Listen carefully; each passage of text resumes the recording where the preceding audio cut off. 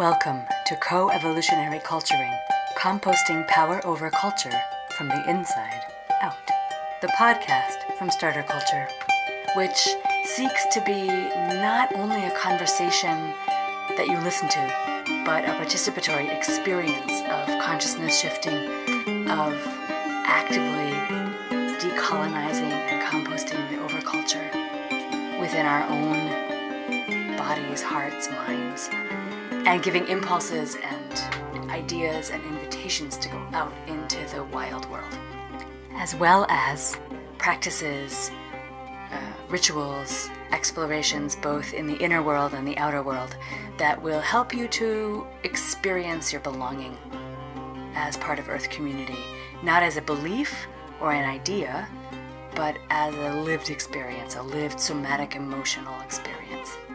So halfway through the podcast, we actually go on a kind of a journey, inner journey with you through the four windows of knowing and expanding our awareness in the inner world into the outer world, to weave ourselves into the ecosystem within which we live and Earth community. Bella Selkie, Lovelock, and myself, Sara McFarland, in conversation and offering you a journey of eco-awakening or eco-belonging today on co-evolutionary culturing, composting the power over culture from the inside out.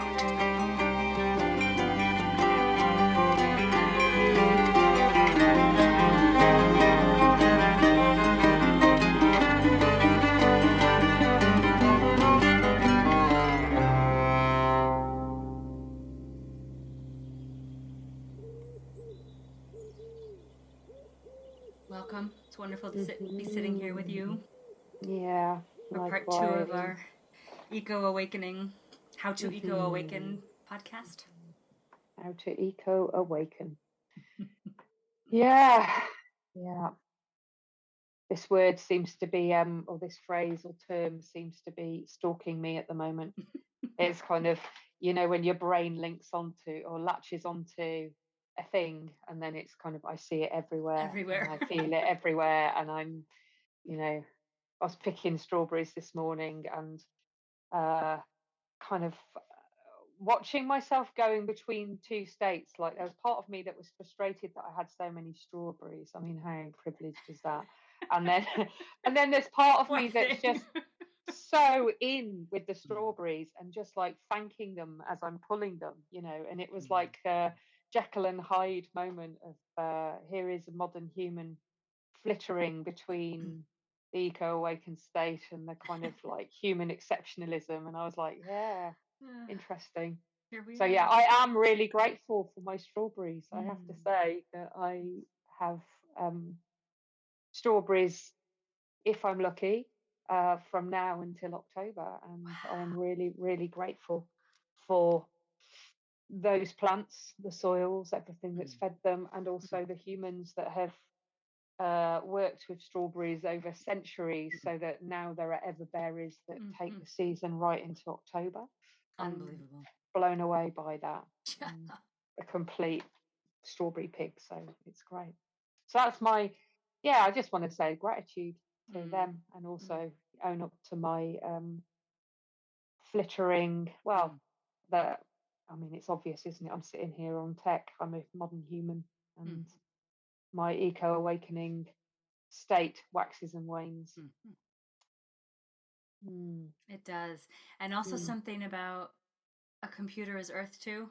Yeah, I keep trying to remind myself of that, of like, computer is Earth too, the electricity is Earth too, the stones and precious metals and glass and everything is Earth too. Totally. There's not anything that's not Earth, like we were saying, Earth and water and fire and air. Nothing is not those things.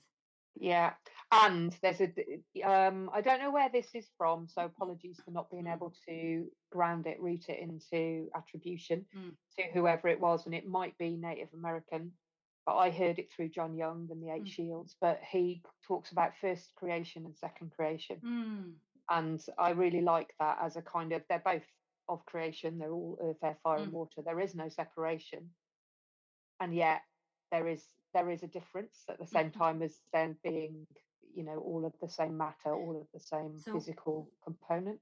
wait, so what is first and second creation? Because I've never heard that before. So first creation is kind of like the what we would call nature, and then second creation is man-made. It's where Mm, humans have kind of come in and been creative mm, with those beings, sometimes in a respectful way, mm, and sometimes, often, not in a respectful way, mm, not in an honoring way, but in mm, a way from our separateness. mhm, So mm, yeah, so I kind of like that as a mm, kind of mhm, honoring both things, the mhm, paradox. Yes, it is all nature in inverted commas, and at the same time, mm. there is a difference between an old forest and a shopping centre. Yes, You know, truly. you know. So yeah, The shopping center is not regenerative. Regenerative. yeah, yeah. Or if you're balancing Right. up kind of like life, kind of whether it's life enhancing Well, or that's what I whether mean. it's Yeah. yeah, yeah, Just it, yeah, like a forest yeah, is a yeah, cyclical regenerative creature. yeah, Mm, yeah. right. What am I grateful for? I'm Mm. grateful for the Osprey family. Ooh. That I got to see the baby for the first time picking her head up out of the nest. Mm. And for the Crane family that lives out on the meadow here, who Mm. I saw walking along today. Mom and Mhm. dad always walk. I don't know which one is which because male and female cranes actually look the same. Mhm. So mom and mama, papa, whichever way, and then the two babies in between walking along. Ah, Mm. yeah.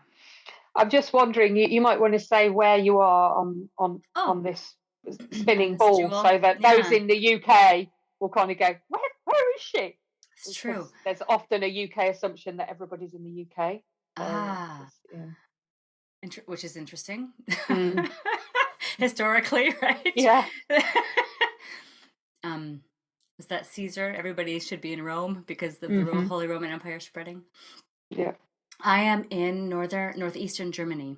I am in the Mm. Lake District between Berlin and the Baltic Sea, which I found Mm. out recently is the most heavily polluted sea in the world.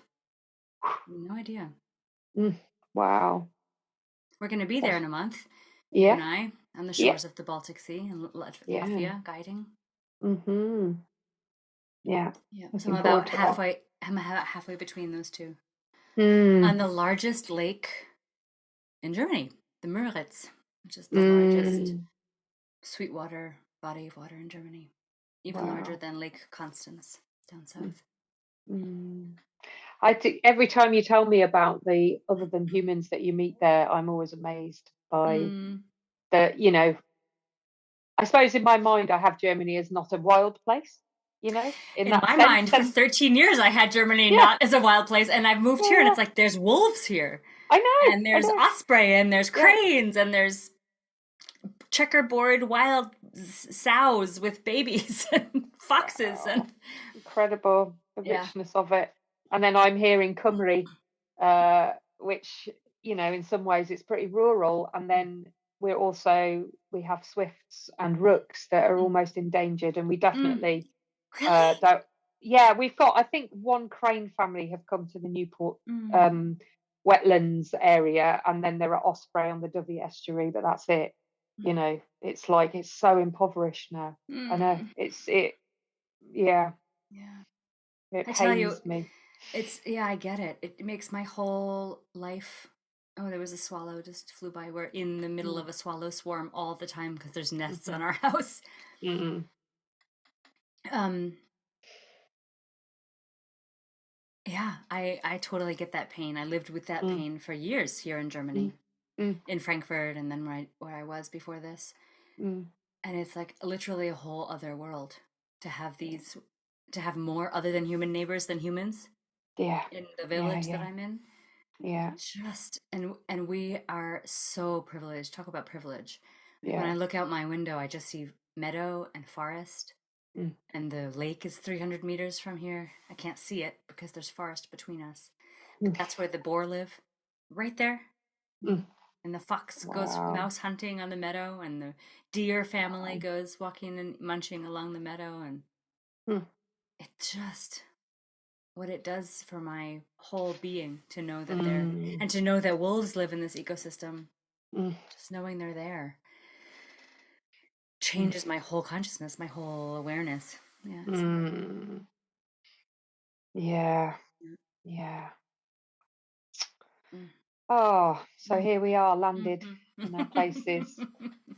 It feels like, yeah, I'm really grateful that we just did that. Mm, Just like, yeah, here we are, mhm, us humans woven mhm, into place, whether we mm, recognize it or not. mm, I believe that we're going to be recapping a little bit mm, on the last podcast on what is Eco-Awakening. mhm, Um, and then we are going to do an experiential piece. So mhm, people hold on in there. And yeah, I'm going to invite you to be really present mm, to your beingness and mhm. belonging in a way that you might want to practice.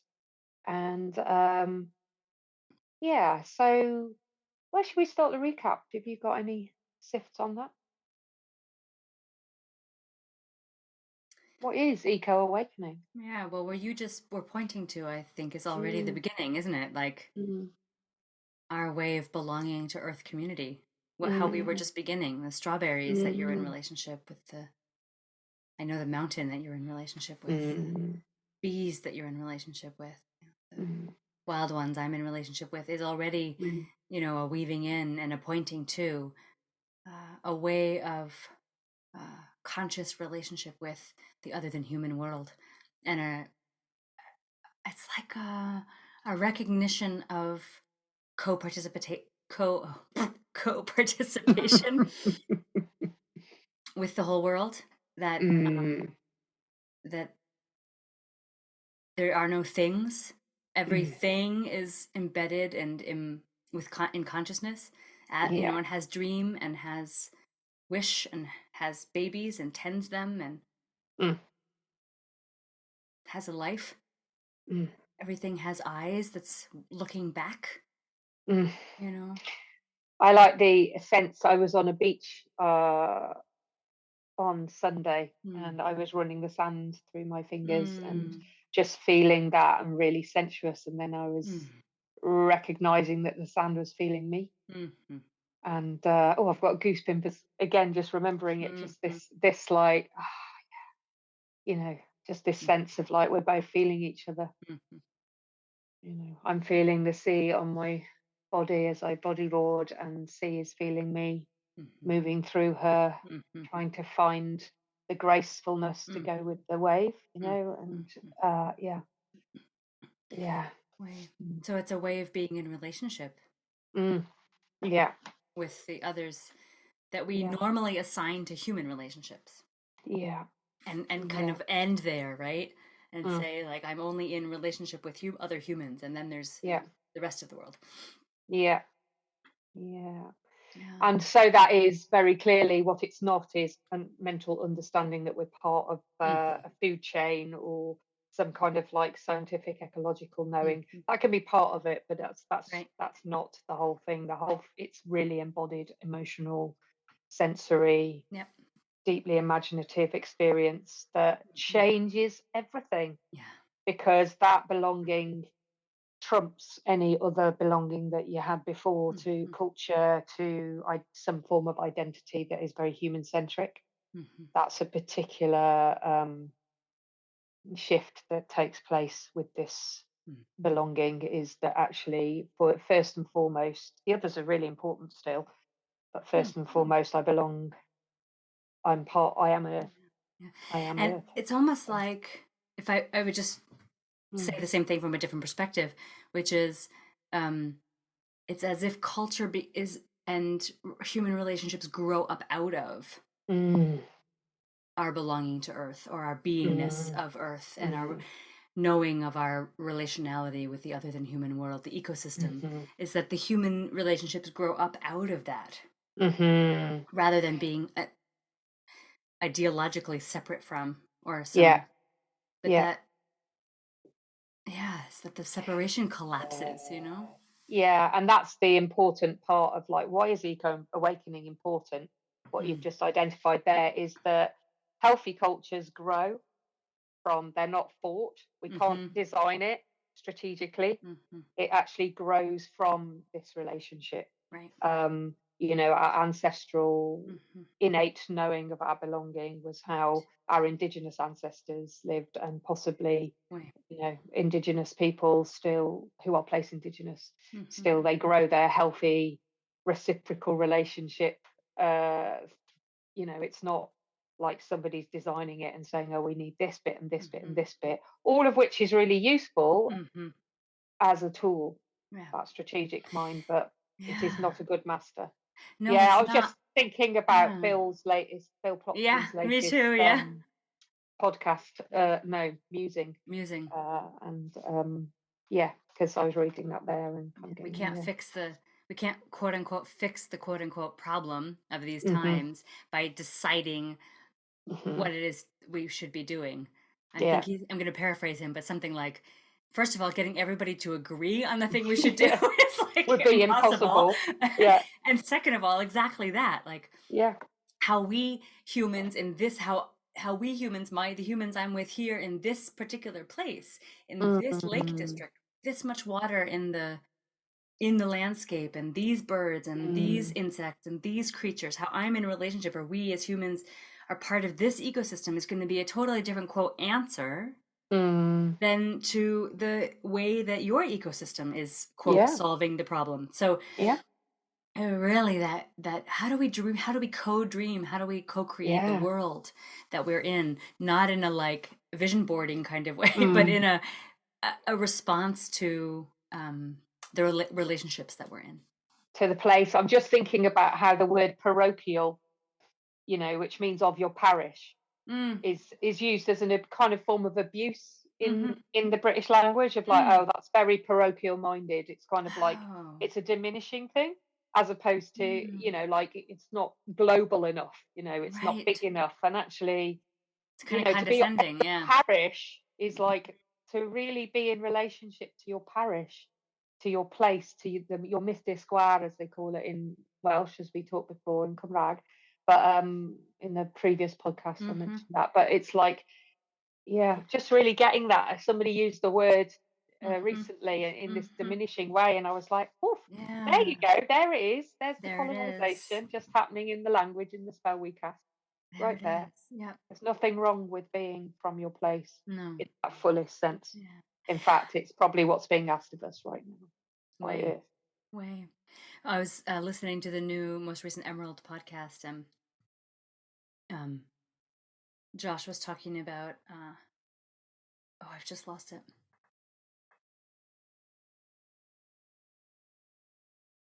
Oh, and the animist, or the kind of way of the worldview Mm, of understanding the world as animate, as mm, ensouled and mm, conscious, eyes looking back, mm. um, it was used to be seen as kind of a primitive Yeah.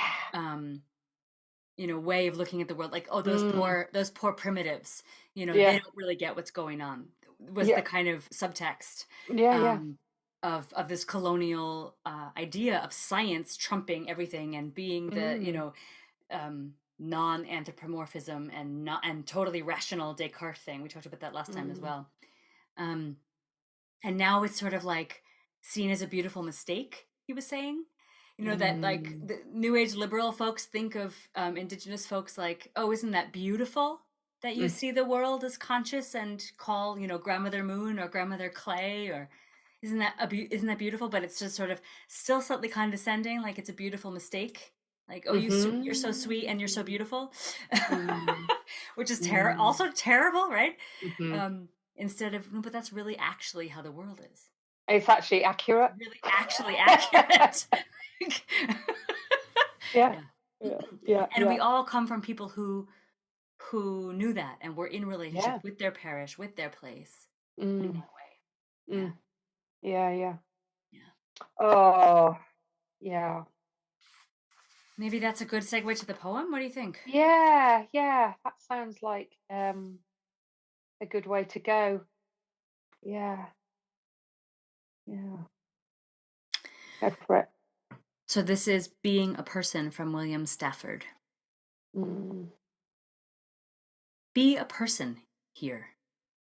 Stand by the river. Invoke the owls. Invoke winter, then spring. Let any season that wants to come here make its own call.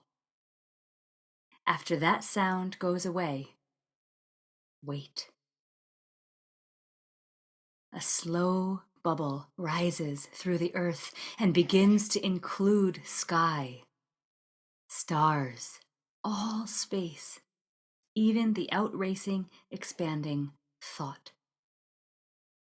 Come back and hear the little sound again. Suddenly, this dream you are having matches everyone's dream, and the result is the world. If a different call came, there wouldn't be any world, or you, or the river, or the owls calling. How you stand here is important. How you stand here is important. Mm. How you listen for the Mm. next things to happen. How you breathe. Mm. Mm. Mm.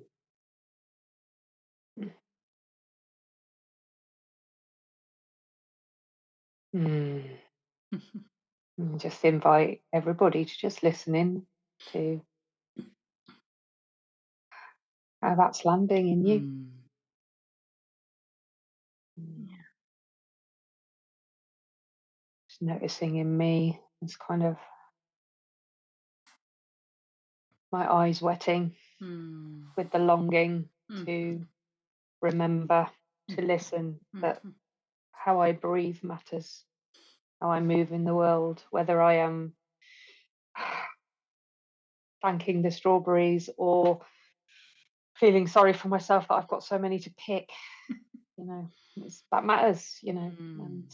Mm. not to make myself wrong, and at the same time to intend to grow more into one. There's always room for improvement. Mm. Mm. And that piece about listening, I Mm. was stroking my cat this morning and looking at her face and her eyes, which are like little owl eyes, and Mm. she's quite elderly now, Mm. and I was seeing these two eyes and these two ears that are constantly flicking, and then I was struck by her one mouth.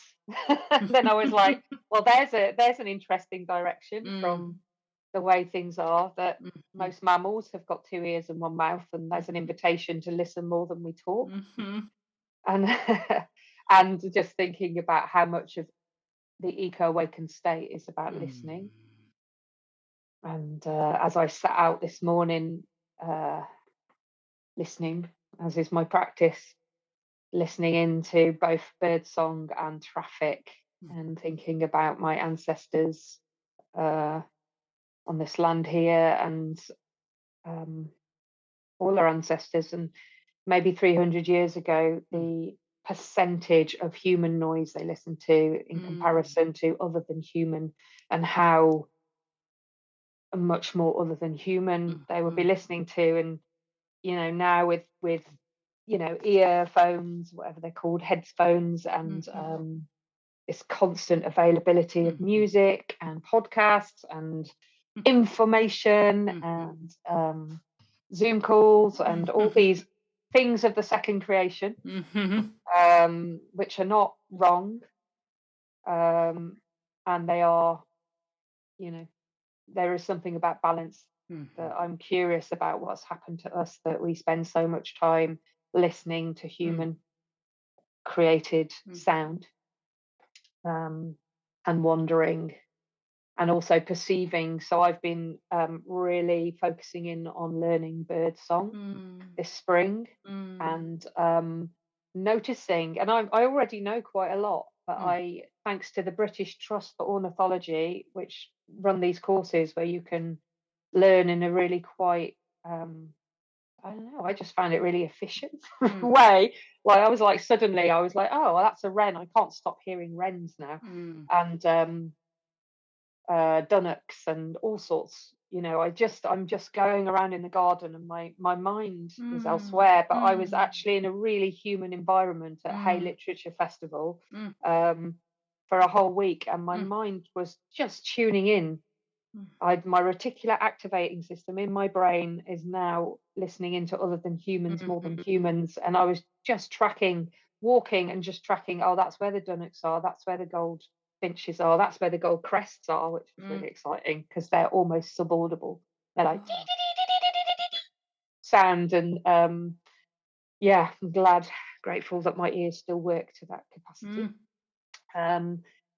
Yeah, so I'm just really aware of the need to listen. And listening isn't just listening in audibly, but I mean, maybe you want to say about the other ways of knowing. Maybe you might want to go into that, because that seems to be, it's not just listening into nature sounds.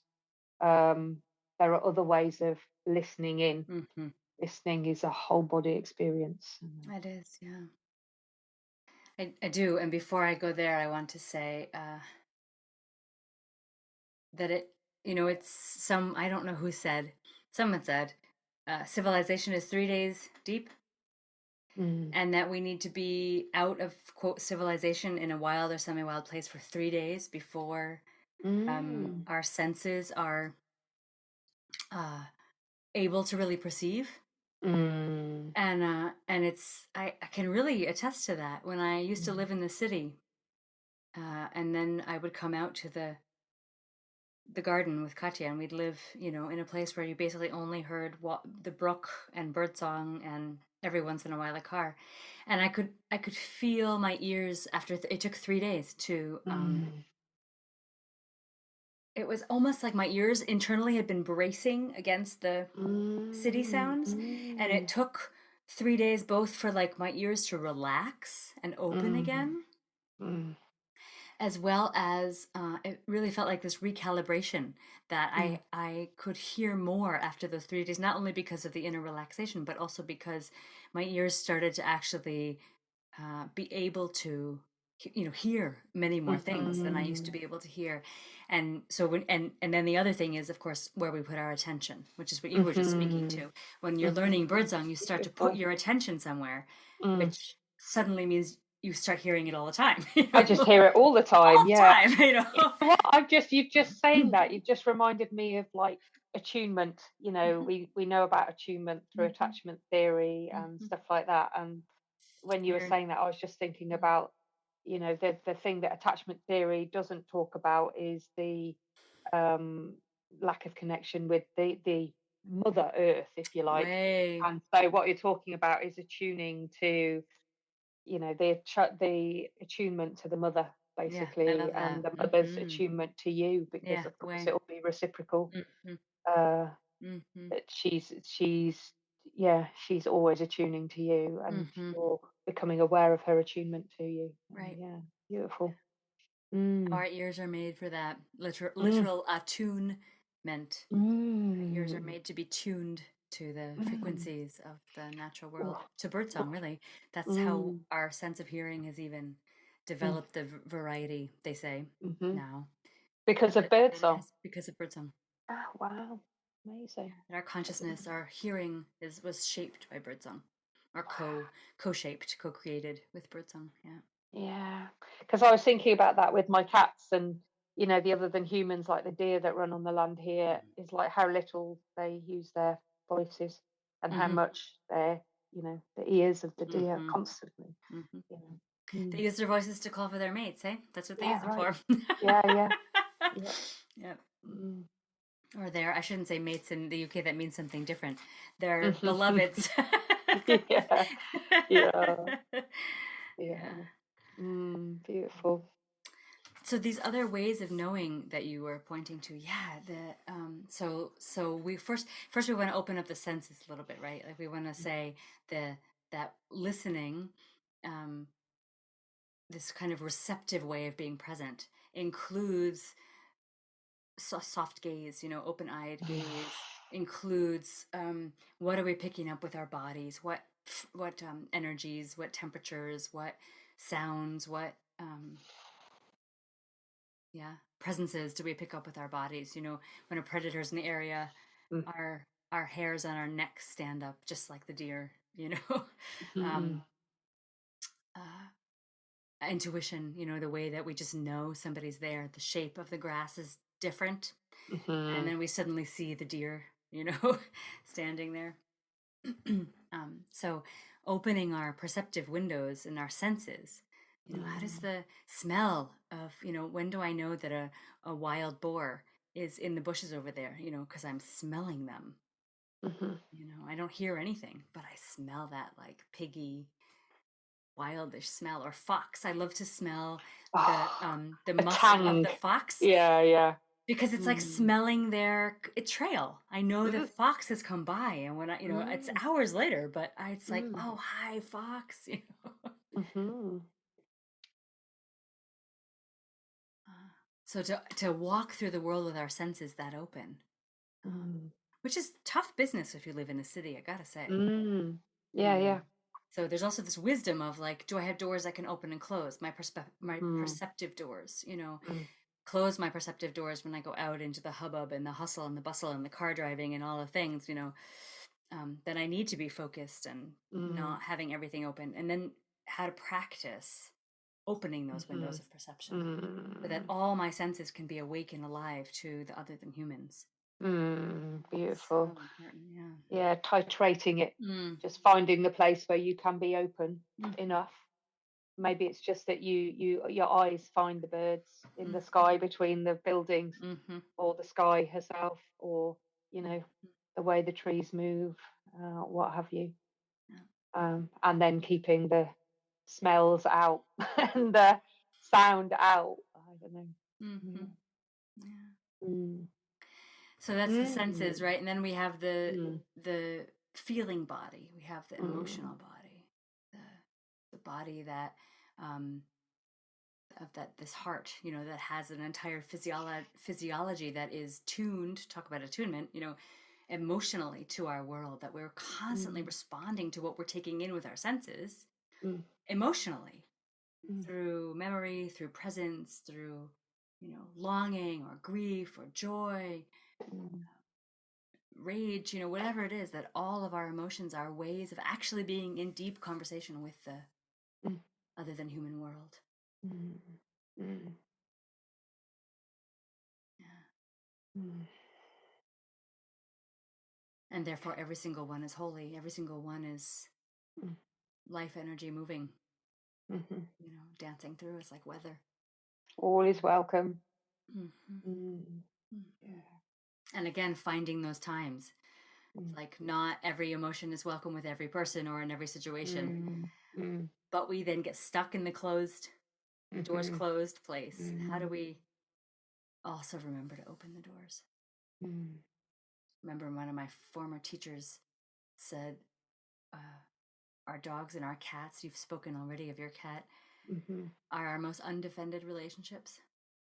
And it's like there's something about the relationship, this kind of cross species Mm. togetherness that allows such beautiful emotion to be present. And it's like the range of acceptance for what is, Mm. is so precious and so beautiful.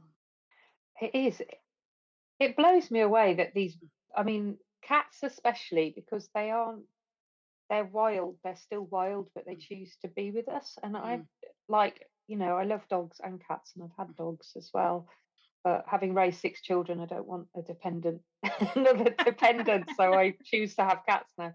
But but like just this wild creature mm, wandering through my space, or mm, the space that we share. Actually, mm, it's not my space. mm, mm, I'm just like, whoa, that's just phenomenal. Who mm, has a completely different mm, mm, perception of this place, and just it just blows me mm, away quite often that this is.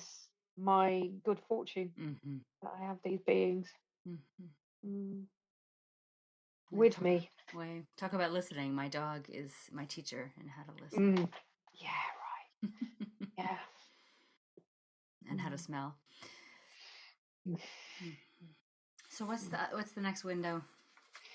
Well, I often leave the thinking, the heart-centered thinking till last. So my Mm, next window would be the one of the deep mm, imagination.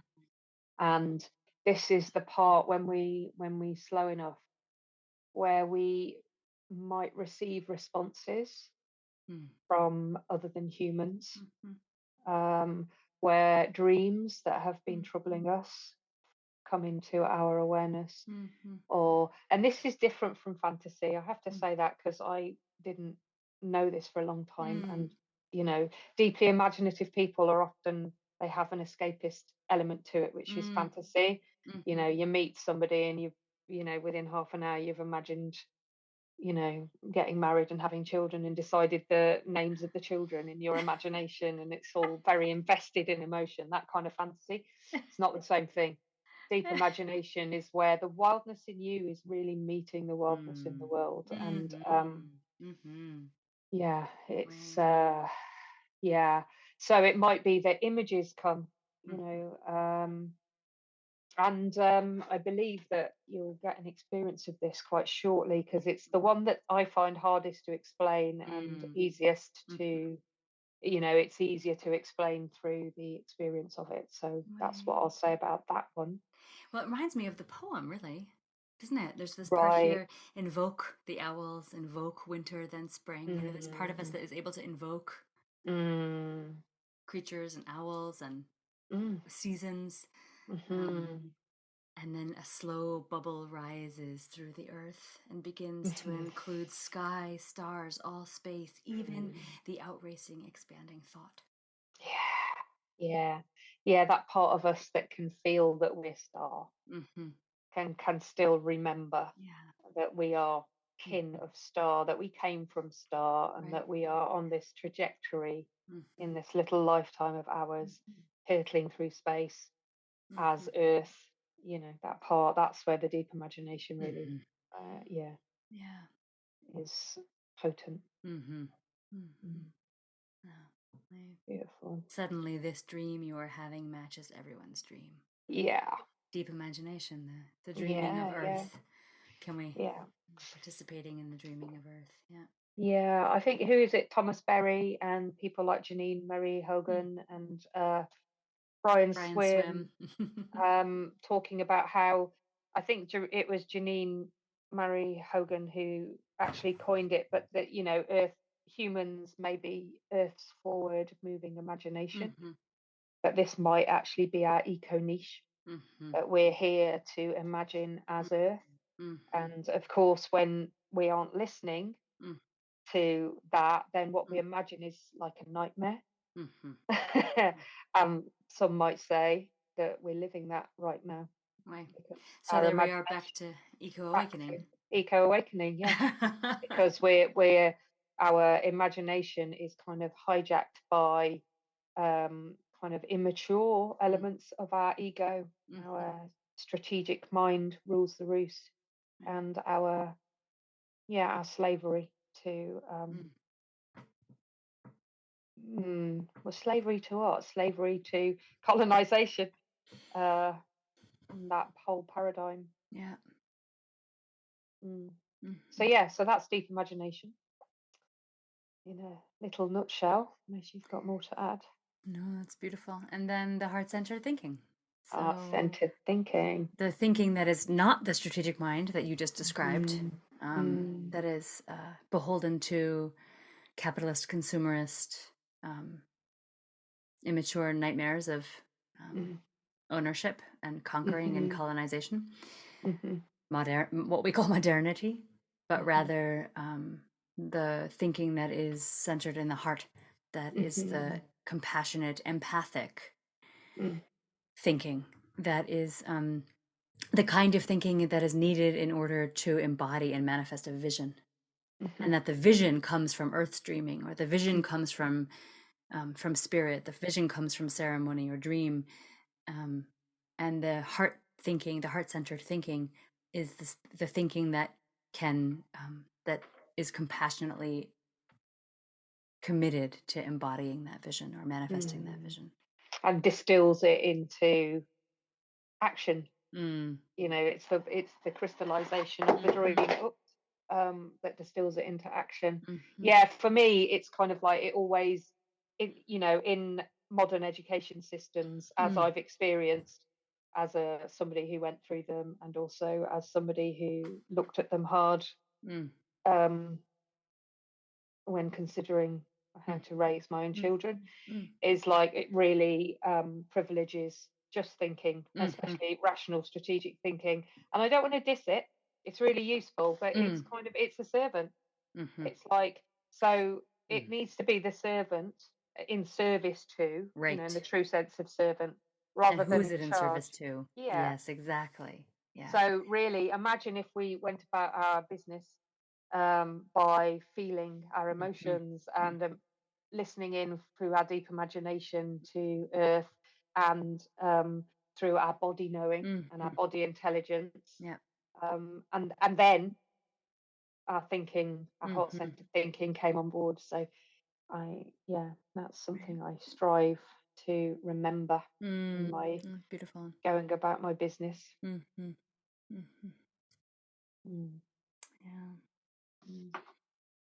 Why don't we give our listeners a journey of that very process? If you want to, would you like to invite us through the drop-in? Yeah. So at this point, peeps, you might want to find yourself somewhere comfortable. You might want to take a pee at this point, or stop the recording, just so that you can be really present for a few minutes and not be distracted. And you might want to make sure that you're not going to be disturbed. So yeah, and yeah, I notice I'm starting to take deep breaths and invite you to follow your breath to your belly.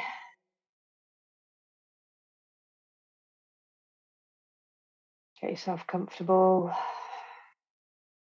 settled, slowing your breath.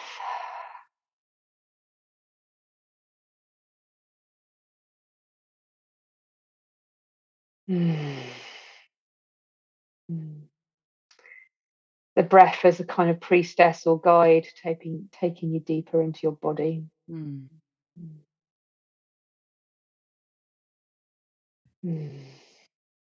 if your mind skitters away, that's fine. That's what minds do. And you might want to just gently invite it back to your breath. And the slowing down and the dropping down.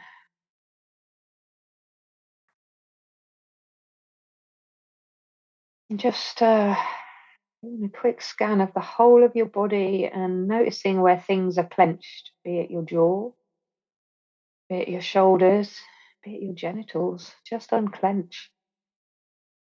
Relax.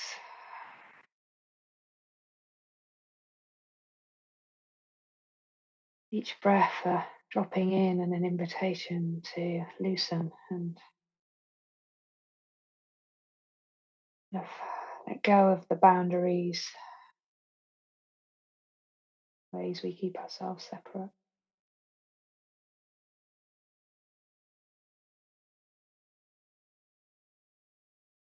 And again, if your mind is flying off into things to do, or I'm doing this wrong, or whatever, just thank it. It's doing what it does. Bring yourself back to your body.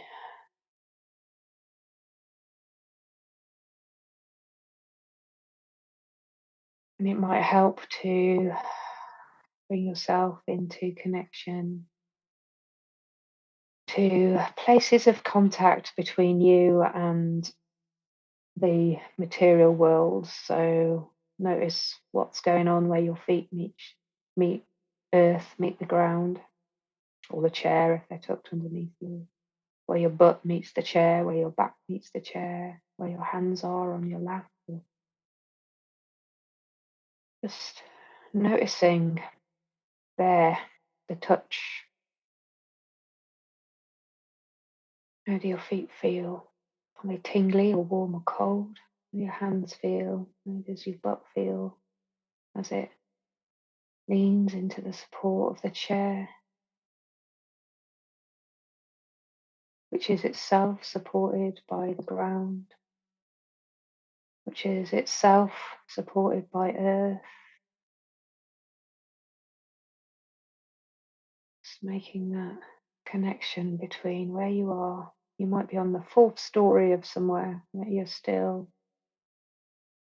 got roots down through your body, through the body of earth, in the second creation of chair and building and floor, to earth, first creation,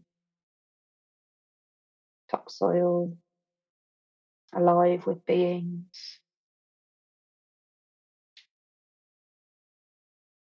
going down into the subsoil, where there might be bones of things, and rocks and stones, and a place where soil turns into bedrock, and little pockets of gas and oil, and maybe dinosaur bone and fossils going down. Ah, you feel that downward falling that you're doing down towards the center of Earth, this planet that you are part of through this connection body. This physical being.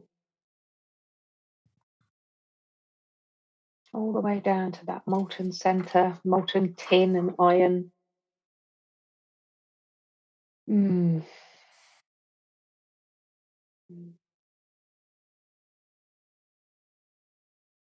So yeah, the sensation of touch can take us a long way through this body intelligence. Bringing yourself to the sensation of hearing. What can you hear beyond my voice? Can you hear any sound of other than humans?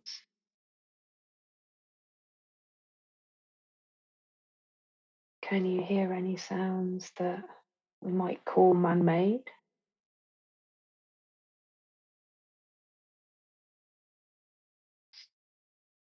Being with the sounds in their purest sense, noticing their qualities.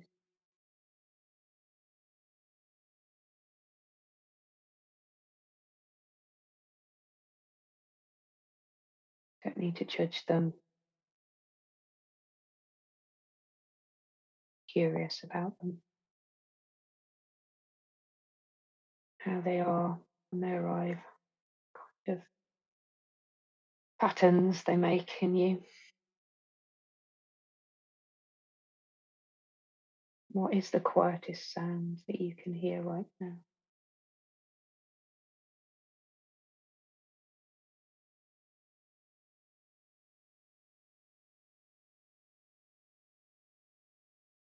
What is the sound that soothes you most right now?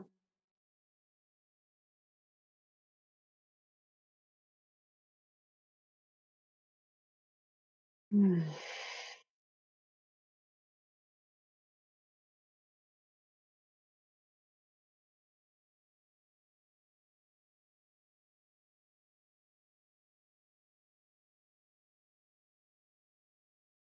And then, yeah, sensing.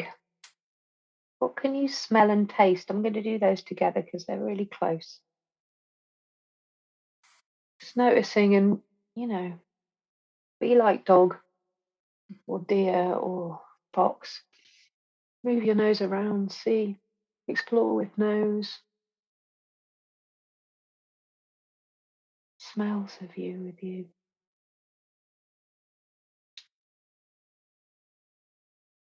Well, there's some that feel, sense like they are from first creation. Like, I don't know about you, but I've got an abundance of roses in my garden. Their sweetness just stops me in my tracks sometimes. Mm. Mm.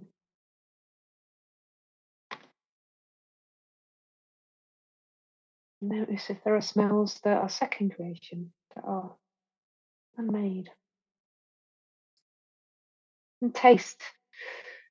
Try drawing in air through your mouth. Noticing what taste is in your mouth.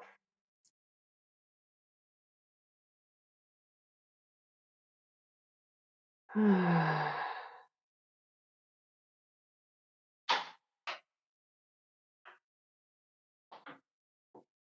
then there is seeing. And that is the one that we use the most. And I'm not going to invite you to open your eyes right now. I'm going to ask you to keep your eyes closed. Because the sense of sight is the one that we use the most, and is the one that is most closely aligned to our strategic and thinking mind, except when we move into peripheral vision, which helps us stay in our other ways of knowing. So just stay with your eyes softened or closed.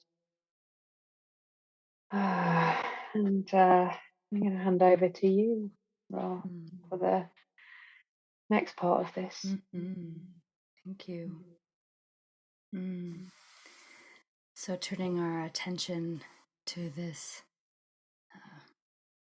heart center of ours, the feeling place of us, and beginning to turn our awareness towards what is moving inside of you, which creatures, which, if our feelings are like creatures, which ones are traveling through the landscapes of your heart?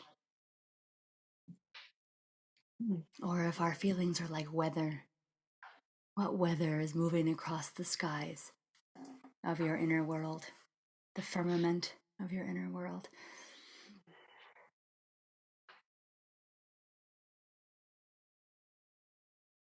And you might notice physiological aspects. You might notice your heart rate, or your breath, or your temperature.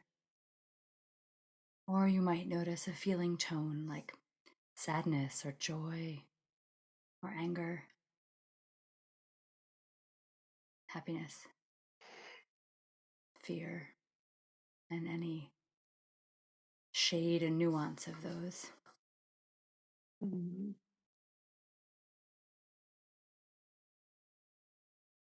Compassionately turning towards your own experience of being a human creature in this moment, in this life.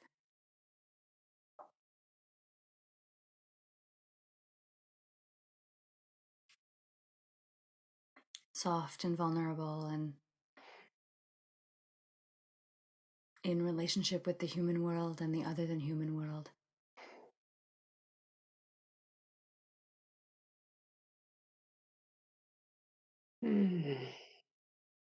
Stephen Buhner calls the heart an organ of perception. We might perceive our inner world and the outer world through the organ of our heart, and the way that those relate with, inform, imagine, co-create each other in the landscape of our hearts.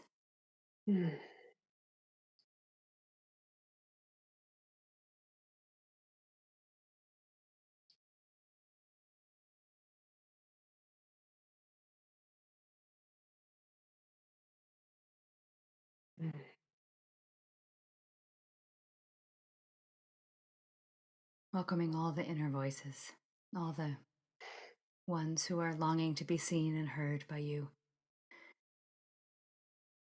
The multiplicity, the ecosystem that is the creatureliness of being human, the multiplicity we call an individual.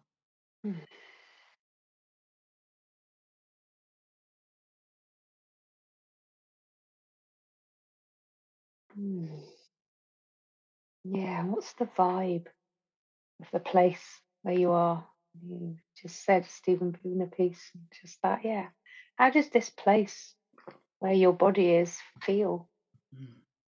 What's the vibe, the emotion of this place? You may be picking that up. It may be entangled with your own emotions right now. Some places have an innate sense of peacefulness, and some places feel hurt, feel sad, feel wounded. It's the vibe. Yeah. Yeah, and that's where we start to move into the other way of knowing, which is the deep imagination. As we move around this wheel of the 4 ways of knowing.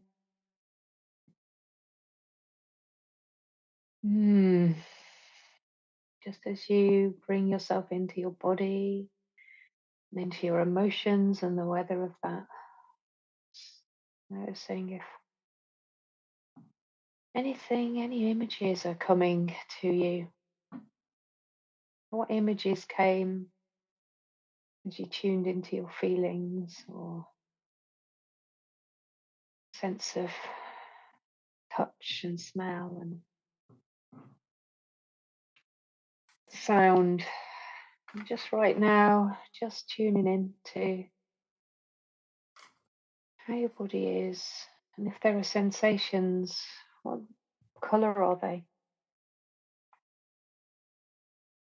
If there are emotions, what do they remind you of? What associations do you have with them?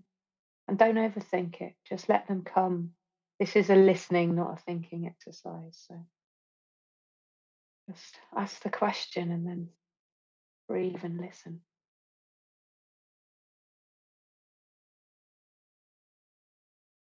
Like you're asking at the doorway of the night, like, what do you want me to know?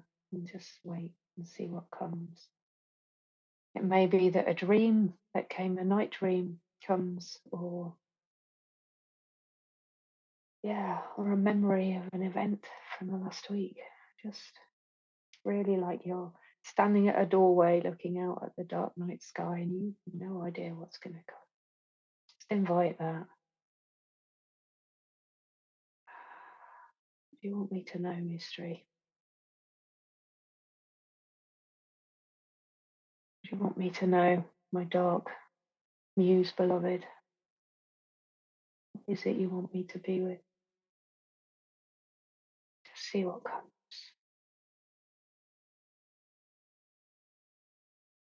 through the doorway into your imagination. As I'm speaking, there is thunder rumbling outside.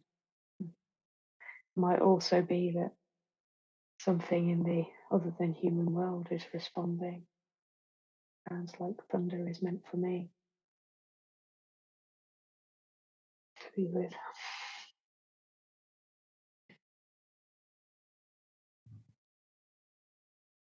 And you might ask, what do you want of me? To the one who's come.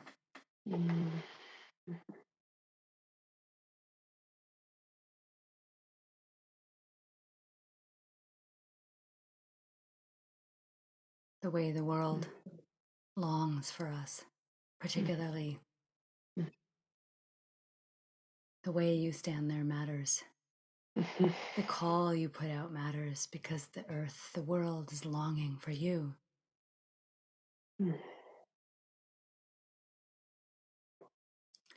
And if you hear what earth is longing for you of this moment here, this beloved who's come, you might feel into whether you're willing to give it or do it. Which brings us around the wheel to heart-centered thinking. If you are willing, are you willing? If you are willing to do what is being asked of you, rather than thinking you know what needs to happen. If you are willing to be that humble, To be that obedient in the true sense of the word. In heart-centered thinking, we are listening, not knowing. We are hearing the way the world is longing for us to participate. And then we're inviting the gifts and the capacities and the experience and the competencies that we have to respond, to flow through us and become embodied action, participation, co-participation, co-creation of the world through our dedication and offering of what we are and have to what is being asked of us by the world. And sometimes it's a matter of how you stand there. It's a matter of the call you give or the call you respond to. Sometimes it's a matter of how you listen for the next thing to happen or how you breathe. Sometimes that's all the action that is needed. And then, instead of all the trying hard, we try softly for a change. Instead of all the efforting, which is such a stepping off the mainstream paradigm, to actually try softly, to actually wait. Yeah. How do we then use all our skills, all our capacities to manifest, to generate, to offer nurturance?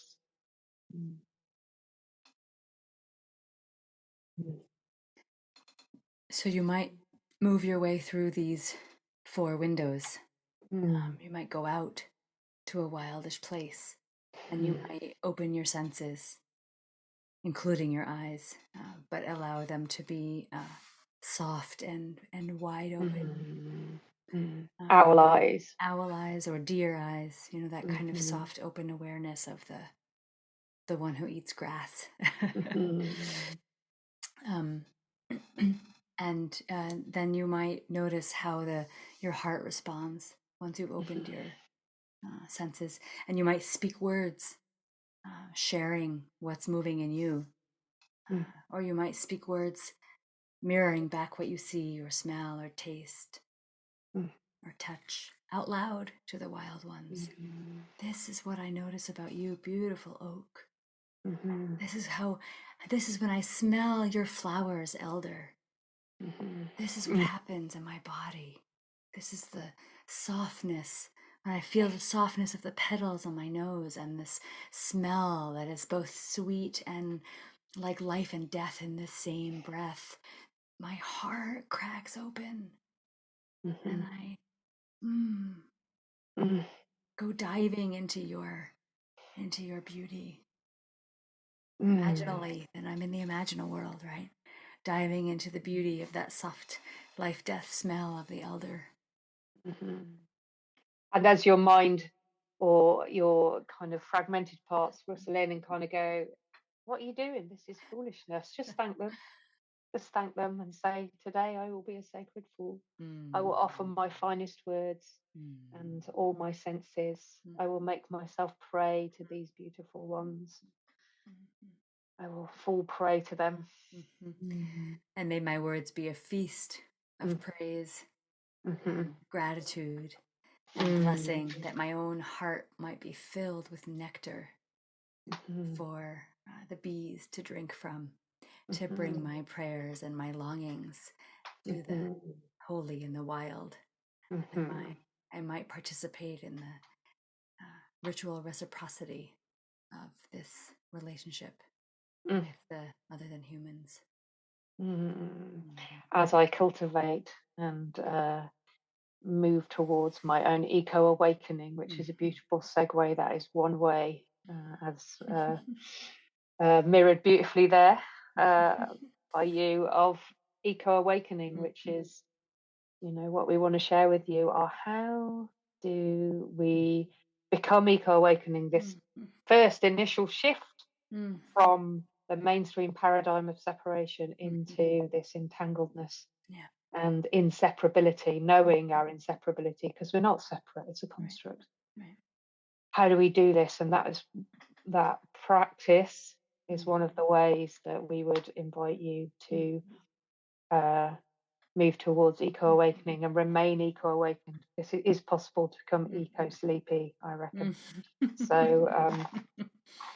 yeah, we're gonna just say a few kind of Mm. practical like Mhm. tips, top cards tips Mhm. for how to cultivate eco-awakening. Mhm. Mm.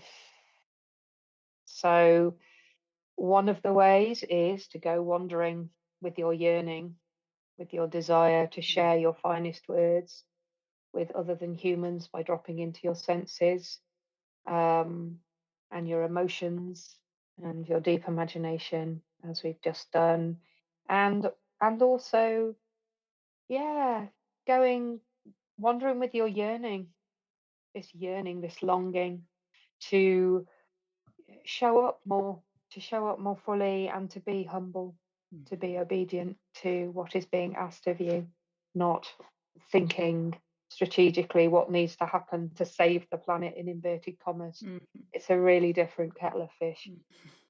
Um, yeah, and telling your earth's longings out loud as Mm. you spoke. Mhm. Um, yeah, this is a courting. It's a very Mhm. beautiful thing. Uh, yeah. The thing you said there about being willing to be a sacred fool, a Mm. fool for life, a fool for love, Mhm. a fool in love, Mhm.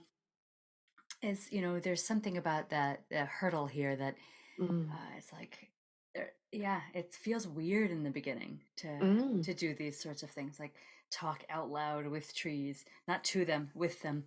Mhm. um, Greet the other than human neighbors in your ecosystem, in your neighborhood as you go out for a Mhm. walk. Hello osprey, Mhm. hello crane. Um, Call back to the ravens when they call out. Mhm. Yeah.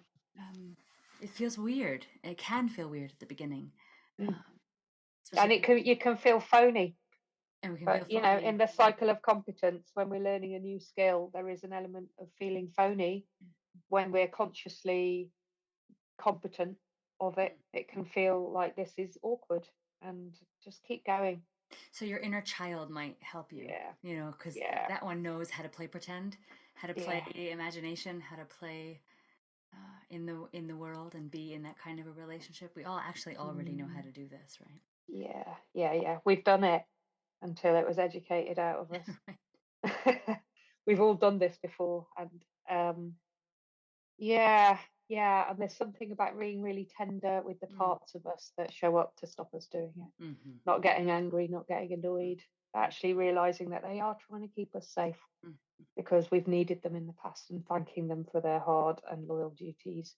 And also saying, and I really want to remember my belonging here, Mm-hmm. so I'm going to keep going. Please, Right.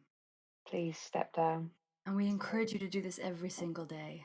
Go yes. out, find a place that's close to you, even in your own garden, Mm, every single day. mm, Sit, open your senses, open your heart, open mm, your imagination.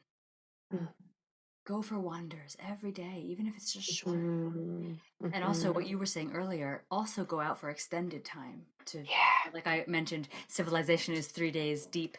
Go out Mm, for 5 days, so that mhm, so the first 3 days are getting civilization out of your system, and then you can actually mhm. be in immediate contact, immediate conversation, what's that word?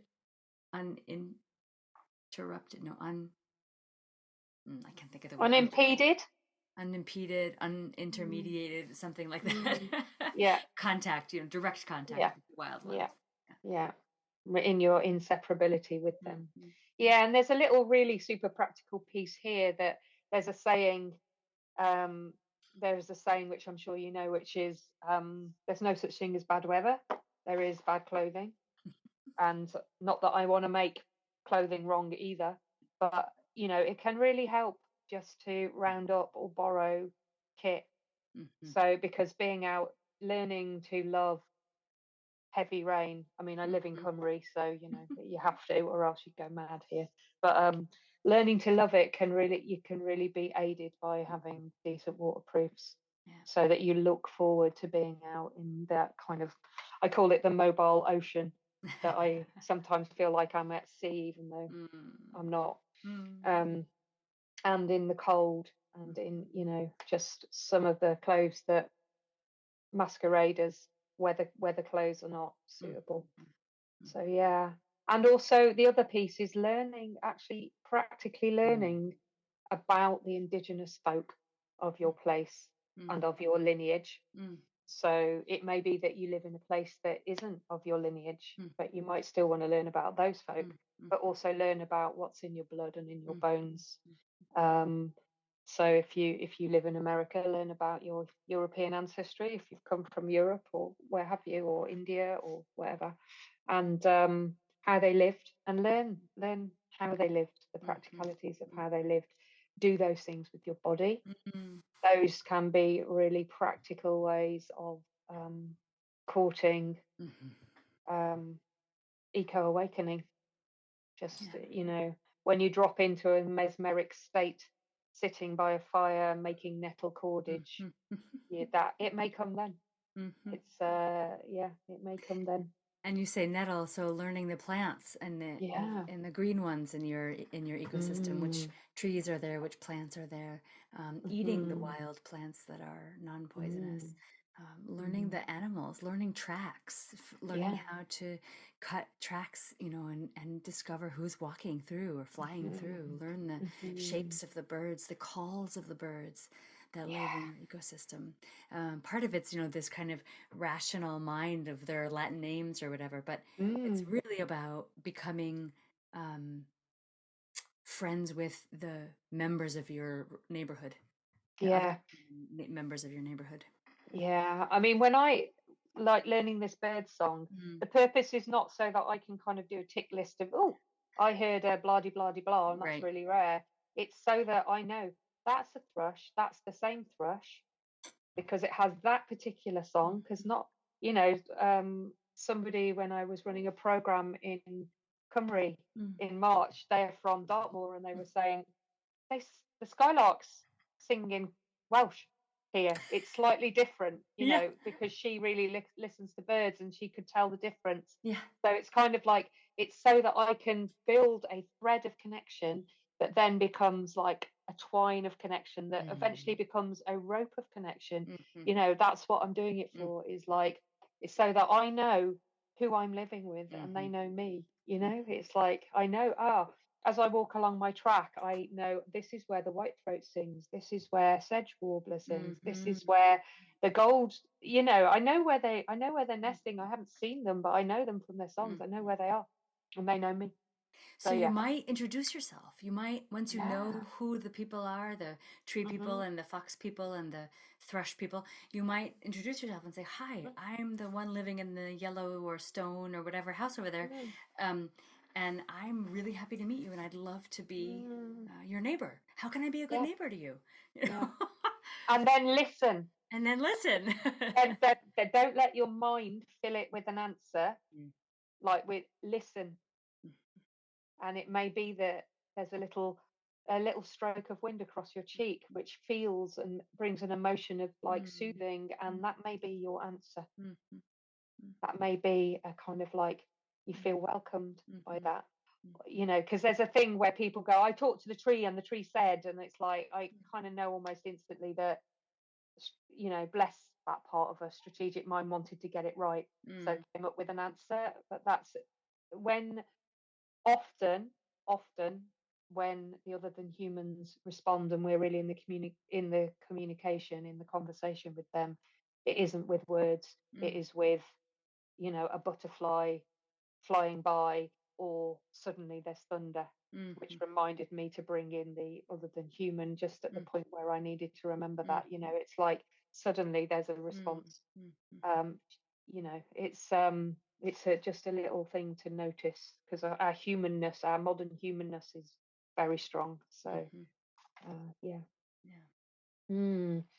And then there are actual, if you want to take this up a notch and do this with other people, which I really would support, Mm, because humans are pack animals, mhm, and there's something about doing things together mm, that really can deepen the experience, mm, um, is to join with others.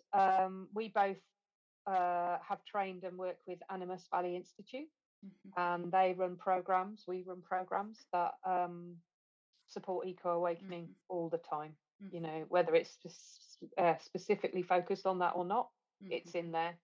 And also questing, vision quests cannot but help bring it about, or help Ancestral skills, maintain it. And yeah, yeah, interconnection.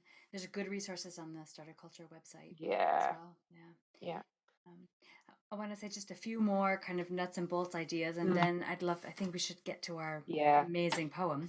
But yeah.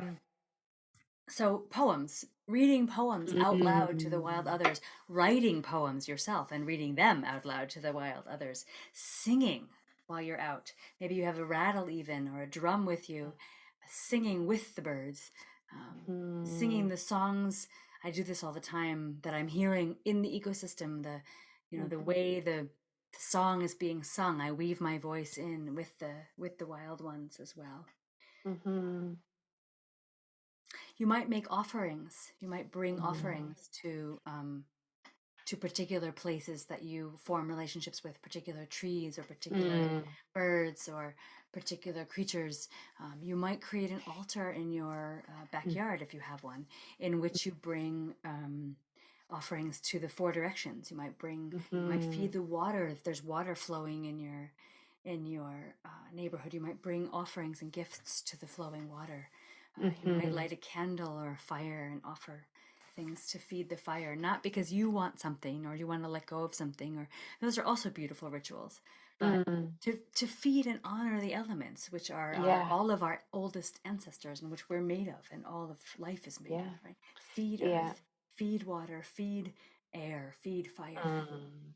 Something we've done for years and years and years, which is it's a pan cultural thing, is feeding the ancestors. Mm-hmm. So we, after our evening meal, we have a little bowl, and before we eat, we put the best little tiny bits of the best bits, and then we take it outside and we put it out, and and sometimes sit and sing what Mm-hmm. is just there. Mm-hmm. And sometimes I might remember, if I know somebody's particularly struggling or whatever, or, I've seen, a beloved tree that's fallen or has Mm-hmm. got ash dieback. There's a lot of that. I Mm-hmm. might say prayers for them, or, these practices, remembering it's kind of like we've become separate and we kind of go out to nature as Mm-hmm. if there isn't anywhere else to be. And we do these practices and then we come back, and like you're pointing out right at the beginning, we're on tech and we see that as separate, Mm-hmm. whereas it's all sacred. Mm-hmm. And our remembering is Right. something that is, I call it, well, I've heard a word which is resecration, which is to restore to sacredness those that have been desecrated. Mm-hmm. So to remember that everything that we're interacting with, um, and everything we do and the way we are is sacred. Mm-hmm. And so resecrating the way we make food Mm-hmm. and offer food, the way we are with our gardens, the Mm-hmm. way we are with our cars, Mm-hmm. just becoming aware that there's a Right. whole possibility of Mm, ceremony mm, in everything right, we do, right, which is, our ancestors did it as a right. natural thing. Mhm. There And it's was no in separation. relationship. Yeah. It's my way of saying it is a ritual reciprocal relationship. Yeah, That we're in a ritual of reciprocal relationship with life. right. Hmm. And remembering that is the responsibility, really, of Mm. being human is to be participatory in a ritual reciprocal relationship with Yeah. with life, with Earth. So, mm, thank you, Yeah. my dear. Thank you, my dear. And I as if would. it couldn't get any better, now we have an incredible poem. Aha. Yeah. And here's my yeah, poems. I think I said this in the last podcast, but I'll say it again. Poems are not to be understood through the strategic mind. Let all the windows of knowing be open to this word spell written by Joy Harjo. You might want to take a moment and just bring yourself in. Close your eyes if that feels comfortable, or soften your gaze.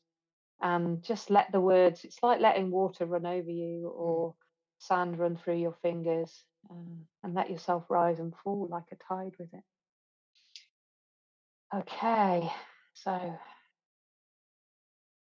it's called a map to the next world.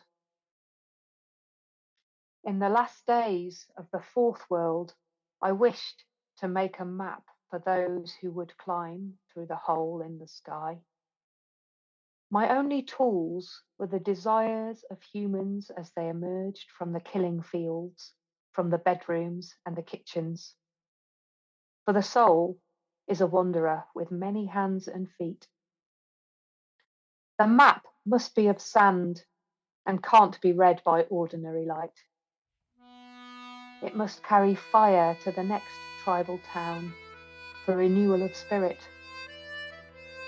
In the legend are instructions on the language of the land. How it was we forgot to acknowledge the gift, as if we were not in it or of it. Take note of the proliferation of supermarkets and malls, the altars of money. They best describe the detour from grace. Keep track of the errors of our forgetfulness. The fog steals our children while we sleep. Flowers of rage spring up in the depression. Monsters are born there of nuclear anger. Trees of ashes wave goodbye to goodbye, and the map appears to disappear. We no longer know the names of the birds here, how to speak to them by their personal names. Once we knew everything in this lush promise. What I am telling you is real and is printed in a warning on the map. Our forgetfulness stalks us, walks the earth behind us, leaving a trail of paper diapers, needles, and wasted blood. An imperfect map will have to do, little one. The place of entry is the sea of your mother's blood, your father's small death as he longs to know himself in another. There is no exit. The map can be interpreted through the wall of the intestine, a spiral on the road of knowledge. You will travel through the membrane of death, smell cooking from the encampment where our relatives make a feast of fresh deer meat and corn soup in the Milky Way. They have never left us. We abandoned them for science. And when you take your next breath as we enter the fifth world, there will be no X, no guidebook with words you can carry. You will have to navigate by your mother's voice, renew the song she is singing. Fresh courage glimmers from planets and lights the map printed with the blood of history, a map you will have to know by your intention, by the language of suns. When you emerge, note the tracks of the monster slayers where they entered the cities of artificial light and killed what was killing us. You will see red cliffs. They are the heart, contain the ladder. A white deer will greet you when the last human climbs from destruction. Remember the hole of shame marking the act of abandoning our tribal grounds. We were never perfect, yet the journey we make together is perfect on this earth who was once a star and made the same mistakes as humans.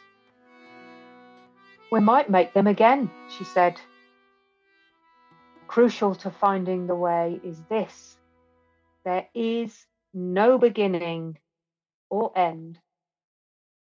You must make your own map. That's a map to the next world from How We Became Human by Joy Harjo. Mm. Oof. Mm. Oof. Mm. Oof, oof, oof. Mm. Yeah. How to Eco-Awaken. How to Eco-Awaken.